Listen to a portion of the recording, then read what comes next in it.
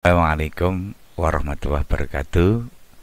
Untuk teman-teman madrasah, berikut adalah surat keputusan Direktur Jenderal Pendidikan Islam nomor 13 tahun 2024 tentang petunjuk teknis pengelolaan bantuan operasional, penyelenggaraan Raudatul Atfal dan bantuan operasional sekolah pada madrasah ya. Untuk juknis ini baru kita terima ya. Sebenarnya agak terlambat karena teman-teman madrasah sudah membuat rekam ya. Mudah-mudahan di juknis ini tidak ada perubahan yang cukup signifikan dari juknis 2023. Baik, langsung saja kita masuk ke penggunaan dana BOS ya. Oke, ini adalah bab 4 tentang penggunaan dana BOS ya. Ini ada ketentuan umum untuk penggunaan dana BOP dan BOS ya. Penggunaan dana BOP dan BOS harus didasarkan dan mempertimbangkan hal-hal sebagai berikut. Yang pertama, ketentuan umum keseluruhan penggunaan dana BOP dan BOS mengacu pada standar biaya yang ditetapkan oleh pemerintah ya. Kemudian penggunaan dana BOP dan BOS didasarkan pada RKARA atau RKAM. RKARA ini untuk RA Raudatul Atfal, sedangkan untuk RKAM ini adalah untuk madrasah ya, rencana kerja anggaran madrasah yang disusun oleh tim pengembang yang melibatkan guru dan komite, kemudian ditetapkan oleh kepala RA atau madrasah dan diketahui atau dilaporkan kepada kepala kantor Kementerian Agama atau kepala Kanwil Kemenak Provinsi sesuai kewenangannya.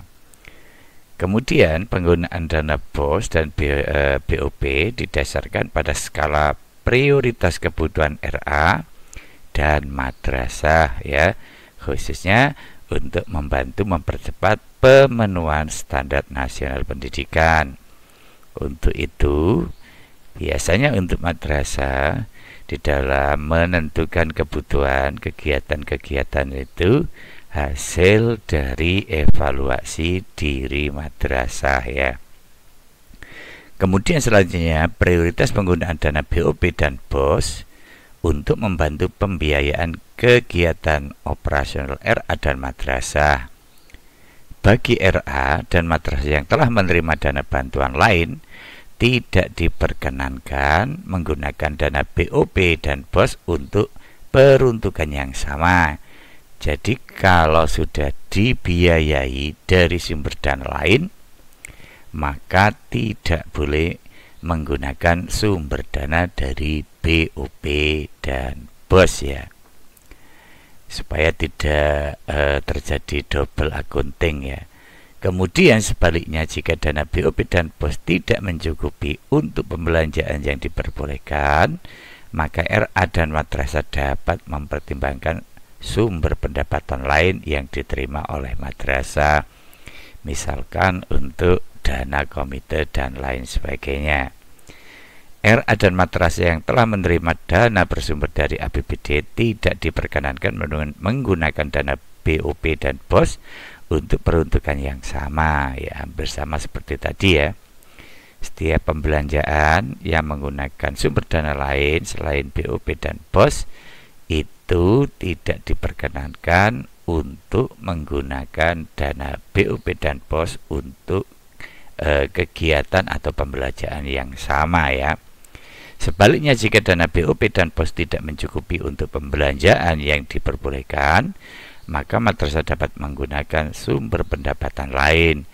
Jadi kalau secara juknis suatu kegiatan itu tidak diperbolehkan menggunakan sumber dana yang disonding dari BOP dan BOS, maka pembelanjaan yang dilakukan oleh madrasah bisa menggunakan sumber dana lain ya, karena uang bantuan BOP dan BOS ini adalah dana yang berjuknis. Jadi tidak semua pembelanjaan diperbolehkan. Madrasah negeri yang sudah mendapatkan anggaran dalam DIPA selain BOS, maka penggunaan dana BOS hanya untuk menambahkan kekurangan sehingga tidak terjadi double counting ya. Kemudian penyelenggara pendidikan, yayasan atau satuan pendidikan sebagai pemberi kerja berkewajiban untuk membayar gaji atau honor rutin dan iuran Badan Penyelenggara Jaminan Sosial BPJS bagi pegawai guru dan tenaga kependidikan yang diangkat atau dipekerjakan.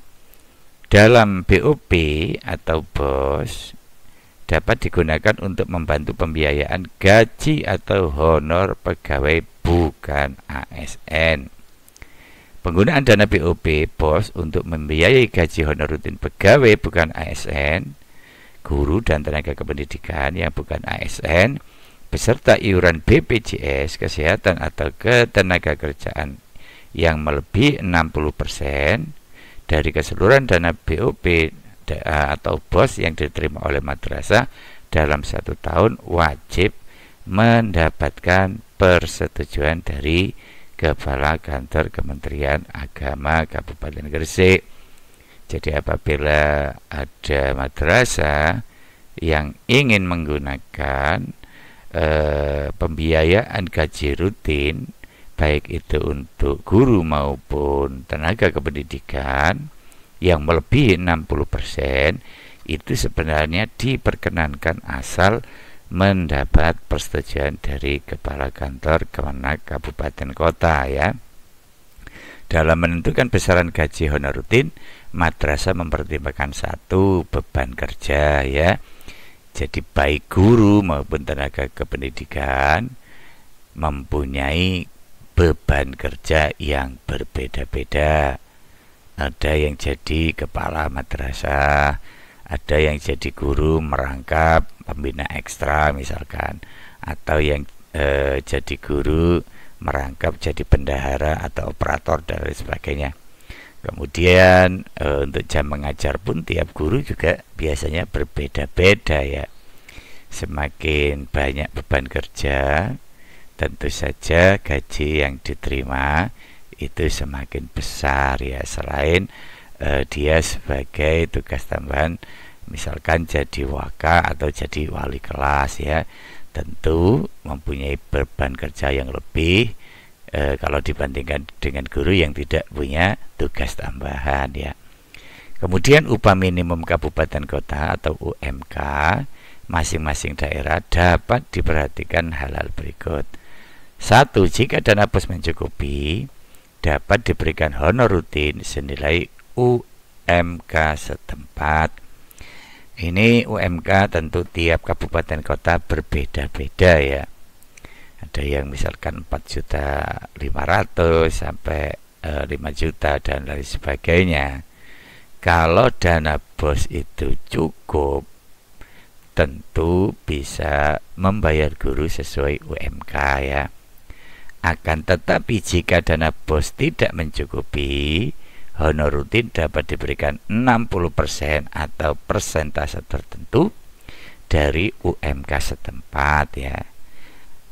Tapi biasanya untuk guru madrasah itu biasanya tidak sampai UMK ya. Oke, nanti yang perlu digarisbawahi mengenai honor rutin atau honor-honor yang lain, sebenarnya ketentuannya hampir sama dengan 2023, yaitu sebesar 60% ya dari total dana BOP atau BOS yang diterima oleh madrasah ya. Selanjutnya mempertimbangkan ketersediaan alokasi untuk kebutuhan lain, baik untuk kegiatan rutin atau operasional dan kegiatan peningkatan mutu berdasarkan hasil rekomendasi EDM ya. Kemudian ruang lingkup, nah ini yang perlu diperhatikan, ruang lingkup umum Komponen penggunaan dana BOP dan BOS meliputi 3 komponen utama ya. Satu adalah honor ya. Honor dibagi menjadi 3. Ada honor rutin yang diberikan biasanya tiap bulan ya. Penghitungan honor rutin ini diutamakan dengan mempertimbangkan beban kerja. Jadi tiap madrasah itu membuat skema beban kerja untuk guru dan tenaga kependidikannya ya. Kemudian ini yang akan jadi dasar pemberian besaran gaji yang diterima oleh guru maupun tenaga kependidikan ya.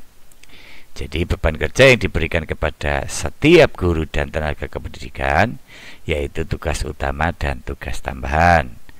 Baik tugas tambahan rutin seperti menjadi pelatih ekstrakurikuler maupun tugas tambahan non rutin seperti menjadi panitia kegiatan.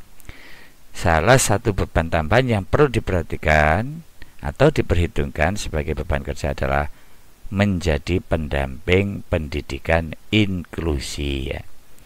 Jadi setiap guru sebagaimana yang sudah saya jelaskan atau tenaga kependidikan itu penggajiannya dari dana BOS tidak harus sama. Misalkan dulu ada yang misalkan dapat 350 yang bersumber dari BOS ya. Itu 350 semua. Tentu ini tidak rasional ya. Karena setiap guru atau tenaga kependidikan mempunyai beban kerja yang berbeda-beda ya. Kemudian honor output kegiatan. Setelah honor rutin ada lagi honor output kegiatan.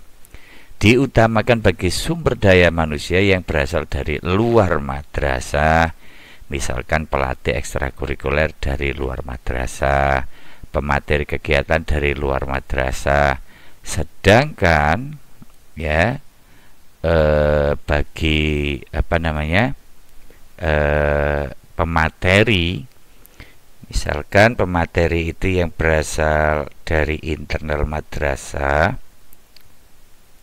itu sudah diperhitungkan sebagai honor rutin berdasarkan beban kerja. Jadi kalau misalkan pelatih maupun pembina ekstrakurikuler, kalau dia berasal dari madrasah itu, maka honornya masukkan ke honor rutin ya. Untuk honor output kegiatan ini itu adalah berasal dari luar madrasah ya. Berasal dari luar madrasah ya. Sedangkan sekali lagi yang dari orang madrasah itu sendiri, maka itu sebaiknya dibayarkan melalui honor rutin ya. Jadi itu ya, berdasarkan beban kerjanya tadi itu ya. Kemudian ada skema perhitungan penghasilan rutin berdasarkan beban kerja itu nanti harus dilaporkan ya. Dilaporkan beban kerja untuk setiap madrasah per bulannya itu butuh dana berapa ya. Dari sekian total gaji honor yang diberikan kepada guru maupun tenaga kependidikan. Yang ketiga setelah honor rutin dan honor output kegiatan adalah honor operator IT. Diutamakan bagi operator dari luar madrasah juga ya. Sedangkan operator yang dirangkap oleh guru atau tenaga pendidikan sudah diperhitungkan dalam honor rutin ya. Sama seperti honor output kegiatan tadi ya.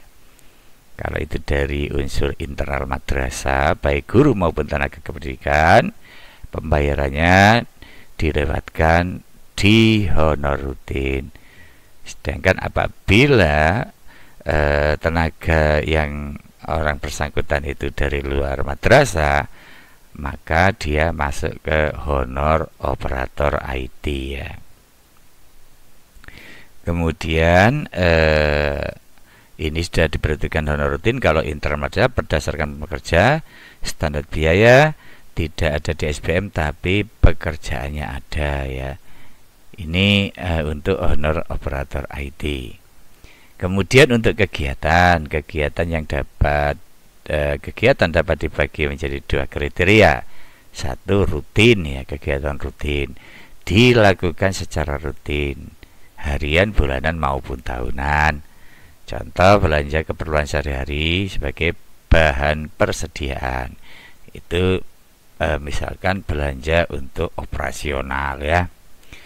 Misalkan untuk alat tulis dan lain sebagainya itu ya. Kemudian langganan daya dan jasa, listrik, air, telepon, internet dan lain sebagainya ya. Jenis langganan daya dan jasa lainnya dalam rangka mendukung transformasi digital madrasah. Kemudian langganan majalah atau publikasi berkala yang terkait dengan pembelajaran melalui luring maupun daring. Ada lagi kegiatan non rutin ya, mengacu pada hasil evaluasi diri madrasah.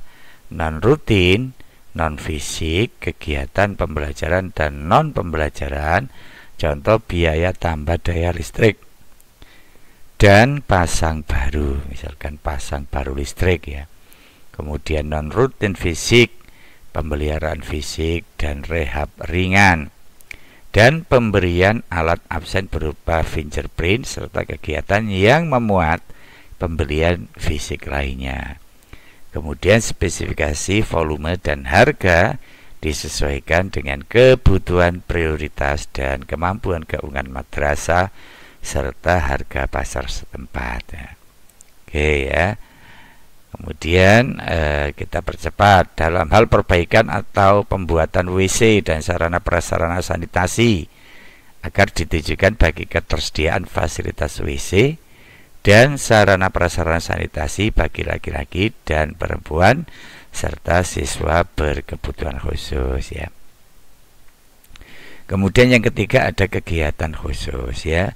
Komponen ini digunakan untuk mewadahi RA dalam semua aspek penanganan pandemi atau kesehatan dan pendidikan lingkungan hidup menyesuaikan situasi dan kondisi. Kemudian ada lain-lain biaya yang dikeluarkan terkait layanan perbankan seperti diantaranya biaya administrasi bank ya, ongkos kirim untuk pembelian secara online dan sebagainya. Nah, ini Bapak Ibu detail untuk ruang lingkupnya ya. Ini harus kita perhatikan ya. Jangan sampai pembelanjaan kita itu tidak sesuai dengan juknis. Di sini ada komponen penggunaan dana, ada boleh dibelanjakan dan tidak boleh dibelanjakan ya. Yang pertama misalkan honor rutin ya. Honor rutin ini, besaran honor rutin mengacu pada huruf A ketentuan umum sebagaimana yang sudah kita jelaskan di atas ya. Antara lain dapat mempertimbangkan UMK yang berlaku dengan membandingkan ketersediaan dana. Kemudian yang tidak boleh itu adalah untuk menggaji honor atau gaji bagi ASN atau PNS ya. Kemudian ini ada contoh perhitungan honor rutin berdasarkan beban kerja ya. Ini sebenarnya seperti pada tahun 2023 ya. Langsung saja kita lewati biar cepat ya. Intinya bahwa untuk penggajian itu besaran dana yang diterima oleh guru maupun tenaga kependidikan tidak sama ya, sesuai dengan beban kerja masing-masing. Kita lanjutkan untuk honor rutin bagi tenaga kependidikan bukan PNS ya. Satuannya adalah UB ya. Besaran honor rutin mengacu pada huruf A ketentuan umum nomor 7. Antara lain dapat mempertimbangkan UMK yang berlaku dengan membandingkan ketersediaan dana. Kalau madrasah itu penerimaan dana bosnya besar, guru itu bisa digaji setara dengan UMK ya. Akan tapi kalau dananya kecil itu sesuai dengan perhitungan dari madrasah yang bersangkutan ya, disesuaikan dengan kekuatan dana yang dimiliki, tidak harus sesuai UMK ya. Kemudian yang tidak boleh itu adalah honor bagi tenaga kependidikan yang sudah menerima honor rutin di Madrasah Satuan Administrasi Pangkal. Itu tidak boleh menerima honor rutin di madrasah lain, tentu yang bersumber dari dana BOS ya. Apabila yang bersangkutan menerima pekerjaan di madrasah lain, maka harus berstatus non rutin dan bekerja di luar jam wajib Satminkal ya. Jadi yang boleh untuk penggajian rutin itu di Satminkalnya itu ya. Sedangkan kalau sudah di Satminkal itu digaji secara rutin, maka di madrasah lain, misalkan kalau dia mengajar di madrasah lain, maka pembayarannya tidak boleh bersifat rutin ya. Artinya bersifat insidental ya. Kemudian jika anggaran madrasah memungkinkan, boleh dianggarkan THR atau honor ke-13. Berarti ini biasanya khusus madrasah yang penerimaan bosnya itu tinggi ya. Contoh penghidupan honor rutin dan sebagainya, ini ada linknya, bisa Bapak Ibu baca nanti ya. Untuk Juknis BOS 2024 ini lembarannya akan nanti linknya akan kita share di deskripsi Bapak Ibu ya. Baik, kita lanjutkan ya. Untuk honor rutin GBPNS, sertifikasi pada madrasah bisa diberikan dengan memperhatikan prinsip pemerataan, berkeadilan, dan mempertimbangkan beban kerja setiap GBPNS dan kemampuan keuangan madrasah. Jadi kalau ada pertanyaan apakah guru sertifikasi boleh dibayar dari dana BOS untuk gaji rutinnya, jawabannya adalah boleh ya, tergantung kebijakan madrasah itu sendiri ya. Kemudian Bapak Ibu, untuk honor kegiatan ya, honor kepanitiaan ya, bentuk kegiatannya yang boleh dibayarkan itu untuk kegiatan pembelajaran, untuk kegiatan evaluasi pembelajaran, dan kegiatan pengembangan potensi siswa. Kemudian kegiatan pengembangan profesi guru, misalkan mengikuti workshop dan lain sebagainya, kegiatan penerimaan peserta didik baru dan matsama, itu dananya bisa bersumber dari dana BOS. Yang tidak boleh itu dana BOS digunakan untuk membiayai penilaian tengah semester ya.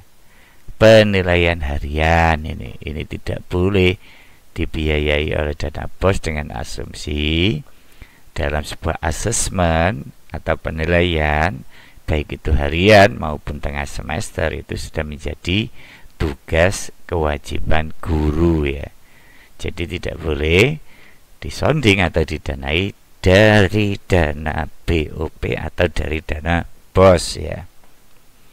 Kemudian kita lanjut untuk honor narasumber, pelatih, fasilitator, dan pengajar ya.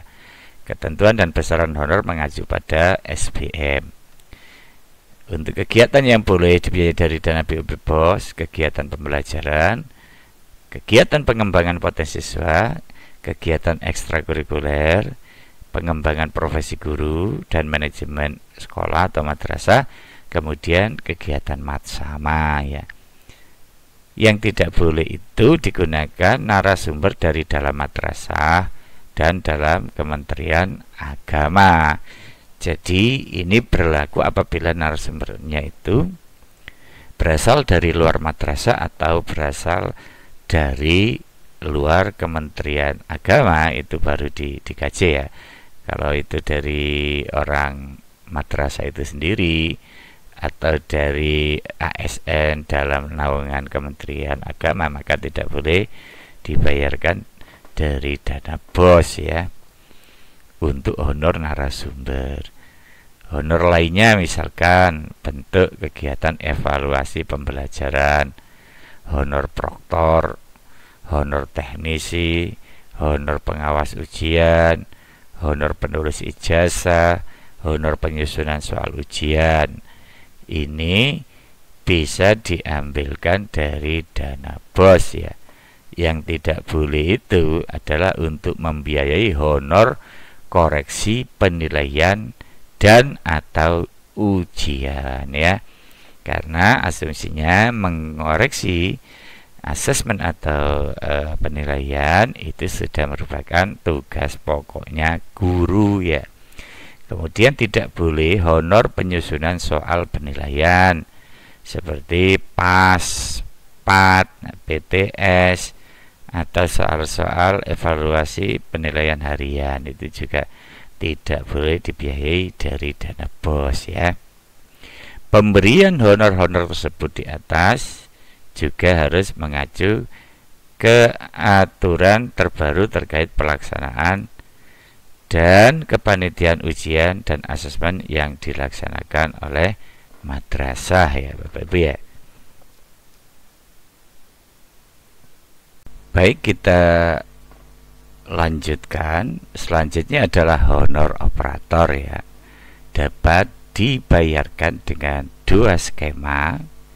Bisa dimasukkan ke gaji rutin per bulan, bisa per kegiatan ya. Ini satuannya OK, orang per kegiatan ya. Bila menggunakan skema OB ya, besaran honor rutin dapat mempertimbangkan UMK yang berlaku di wilayah setempat, sekurang-kurangnya 50% UMK daerah masing-masing atau sesuai dengan kemampuan madrasah masing-masing berdasarkan beban kerja ya. Ya, biasanya yang diambil oleh madrasah itu ya tidak 50% UMK ini, tapi berdasarkan kemampuan madrasah masing-masing sesuai dengan beban kerjanya ya. Yang tidak boleh digunakan itu adalah operator ASN. Diperbolehkan jika ada di SBM ya. Kemudian untuk kegiatan ya, kegiatan ada kegiatan rutin, misalkan ini operasional perkantoran, misalkan bahan habis pakai dan persediaan perkantoran, langganan daya dan jasa ya. Kemudian yang tidak boleh itu adalah untuk pembangunan ruang kelas baru dan pembangunan perpustakaan baru, itu tidak boleh diambilkan dari dana BOP atau dana BOS ya. Kemudian yang dibolehkan lagi adalah pemeliharaan ya, peralatan, bangunan, kendaraan atau sarana lainnya. Untuk rapat rutin juga bisa diambilkan dari dana BOS ya. Untuk kegiatan rutin dalam rangka koordinasi pengambilan dana, transportasi dalam rangka pembelian barang, pengadaan jasa oleh pihak ketiga ya, ini bisa diambilkan dari dana BOS. Kemudian pengadaan jasa pihak ketiga antara lain pengadaan jasa PPDB online, iklan PPDB atau penggunaan untuk website madrasah. Yang non rutin misalkan ya, pengadaan baru peralatan dan mesin baru ya, sesuai kemampuan dan kebutuhan madrasah ya. Ini juga diutamakan adalah sesuai dengan kebutuhan ya. Kemudian bangunan toilet dengan jumlah disesuaikan dengan kebutuhan siswa dan guru.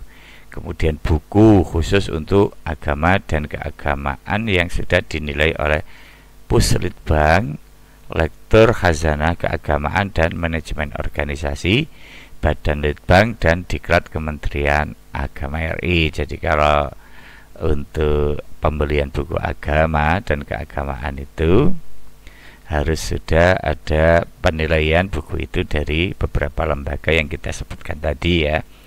Kemudian sarana prasarana seperti pemasangan listrik, internet, genset, pembelian genset, dukungan transformasi digital madrasah, ini bisa diambilkan dari dana BOS ya. Kemudian sewa misalkan peralatan dan mesin, kendaraan, bangunan atau gedung ya. Misalkan sewa gedung olahraga untuk mendukung pembelajaran penjas orkes misalkan, itu juga boleh ya. Pemeliharaan rehab misalkan peralatan dan mesin peralatan yang rusak ya. Kemudian bangunan rehab ringan. Rehab ringan itu adalah rehab atas kerusakan terutama pada komponen non struktural seperti penutup atap, langit-langit, penutup lantai dan dinding pengisi. Kemudian sarana prasarana lainnya non rutin, non fisik ya, misalkan untuk belanja bahan habis pakai, ATK, spanduk, souvenir, hadiah, lomba dan lain sebagainya ya. Jadi kalau ada lomba-lomba yang diadakan madrasah untuk pembelian hadiah dan lain sebagainya bisa diambilkan dari dana BOS. Untuk honor narasumber, juri atau penilai dibayar per kegiatan dengan besaran sesuai dengan tingkat kewajaran. Kemudian honor tim pelaksana kegiatan dengan ketentuan jumlah keanggotaan yang dapat dibayarkan paling banyak 4 orang yang terdiri atas ketua, sekretaris, bendahara, dan anggota ya. Kemudian untuk pemberian konsumsi makanan kudapan dan minuman dengan ketentuan kegiatan dimaksud melibatkan kementerian atau lembaga lainnya atau instansi pemerintah atau pihak lain. Kegiatan pelatihan kepala madrasah, guru dan tenaga kependidikan dan kegiatan pengembangan potensi siswa yang diselenggarakan oleh pihak satuan pendidikan atau internal ya di madrasah itu dapat dibiayai dari dana BOP BOS masing-masing paling banyak 1 kali kegiatan dalam 1 tahun anggaran yang bisa dibiayai dari dana BOP dan BOS ya. Belanja non rutin, non fisik dalam rangka kegiatan pelatihan kepala madrasah, guru dan tendik atau kegiatan pengembangan potensi siswa yang diselenggarakan oleh pihak di luar satuan pendidikan atau pihak eksternal, antara lain biaya perjalanan dan akomodasi untuk mengikuti pelatihan dan atau perlombaan yang diselenggarakan oleh pihak di luar satuan pendidikan. Ini juga bisa diambilkan dari dana BOS ya. Akan tapi kalau itu hanya dilakukan di internal madrasah, maka tidak diperkenalkan disanding dari dana BOS. Kemudian untuk kegiatan kondisi khusus ya, setiap komponen yang digunakan untuk penanganan pandemi atau pendidikan lingkungan hidup di lingkungan madrasah. Lain-lain ya, larangan ini ya. Larangan dana BOP dan BOS dilarang untuk membiayai operasional atau kegiatan keperluan penyelenggaraan madrasah atau yayasan ya. Artinya tidak berhubungan secara langsung dengan proses pembelajaran atau sesuatu yang mendukung pembelajaran. Disimpan dengan maksud dibungakan, disimpan di rekening pribadi. Jadi rekeningnya harus rekening madrasah ya, tidak boleh atas nama kepalanya saja atau bendaharanya saja, nggak boleh ya. Dipinjamkan kepada pihak lain, membeli perangkat lunak, software atau untuk pelaporan keuangan BOP dan BOS atau software sejenis ya. Ini juga tidak diperbolehkan ya. Misalkan membeli aplikasi dan lain sebagainya ya, itu tidak diperbolehkan. Kemudian membiayai kegiatan yang tidak menjadi prioritas RA atau madrasah atau studi banding, karya wisata dan sejenisnya. Ini tidak boleh dibiayai dari dana BOP atau dana BOS. Membeli pakaian seragam atau sepatu bagi guru atau peserta didik untuk kepentingan pribadi, bukan untuk inventaris ya. Kalau untuk inventaris tidak apa-apa. Misalkan beli seragam untuk gerak jalan ya. Kalau nanti seragam itu nanti setelah selesai disimpan di kantor ya, maka itu diperbolehkan ya. Tapi kalau seragam itu untuk kepentingan pribadi, untuk siswa diambil secara pribadi, itu yang tidak boleh. Kemudian digunakan untuk rehabilitasi sarana dan prasarana dengan kategori rusak sedang atau rusak berat, membangun gedung atau ruang kelas baru. Jadi RKB itu tidak diperbolehkan menggunakan dana BOS. Membeli LKS ya, yang diperbolehkan itu membeli buku sumber belajar ya. Kalau untuk LKS itu tidak diperbolehkan dari dana BOS ya. Membeli saham, kemudian membiayai penyelenggaraan upacara peringatan Hari Besar Nasional dan upacara keagamaan, itu juga tidak boleh dibiayai dari dana BOS. Yang terakhir, tidak boleh untuk membiayai kegiatan yang telah dibiayai secara penuh dari sumber pendanaan selain dari dana BOP dan BOS, untuk mencegah terjadinya pembiayaan ganda atau double accounting ya. Saya kira itu Bapak Ibu, terutama kepala madrasah, bendahara dan tim pengembangan madrasah, penjelasan tentang Juknis BOS tahun 2024 ya. Secara umum antara Juknis 2023 dan 2024 memang hampir sama ya, untuk ketentuan-ketentuan belanjanya itu ya, sehingga teman-teman yang sudah membuat rencana kerja anggaran madrasah atau rencana kerja anggaran Raudatul Atfal itu insya Allah tidak mengalami perubahan yang signifikan ya. Saya kira itu penjelasan-penjelasan saya, kurang lebihnya saya mohon maaf. Saya akhiri, wallahul muwafiq ila aqwamit thoriq. Assalamualaikum warahmatullahi wabarakatuh.